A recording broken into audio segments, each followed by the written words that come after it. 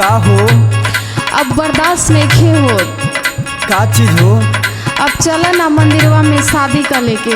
अरे अरे अरे ई तू का कहत अड़ू? इतना जल्दी का बता बिया है के? ला है सुना। सुनावा। बस गइल बाटे तोहार सूरत हो दिलवा में, चलो न शादी कहली हल जा मंदिरवा में। अरे ई का तू कहत अड़ू? हमरे पापा से हमके पिटावई बुका हो, पिटावई बुका हो।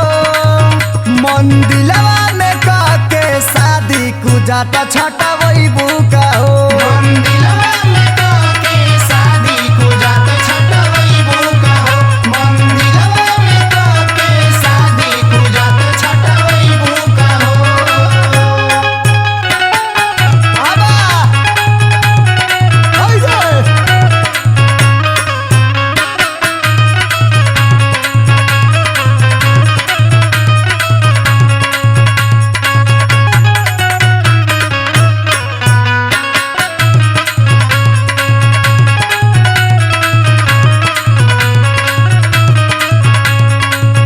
हमरे का पिटावे के विचार बका हो तहरा? नहीं हो, ई कैसन बात कहतड़ा? हम तो शादी करे के राय देतनी। अभी इतना जरूरी नहीं है, तनी धीर धरा। बनी हम पागल सुना तोहरा हो प्यार में, कुछ न लौके तोहरा सिवा संसार में। कुछ न लौके तोरा सिवा संसार में। कुछ न लौके तोरा सिवा संसार का बताई नइखे रहल जात। भाई देखो जोश में होश जानी खोए रानी, अभी तो नया नया चढ़ाता जवानी। अभी तो नया नया चढ़ता जवानी।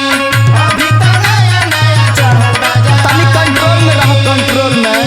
नइखे बर्दाश्त होत। जानू जेल में हमके भेजवई बुका हो, भेजवई बुका हो। ना हो मंदिलवा में का के शादी कु जाता छटावई बुका हो। मंदिरवा में का के शादी कु जाता छटावई बुका हो। मंदिरवा में का के शादी कु जाता छटावई बुका हो।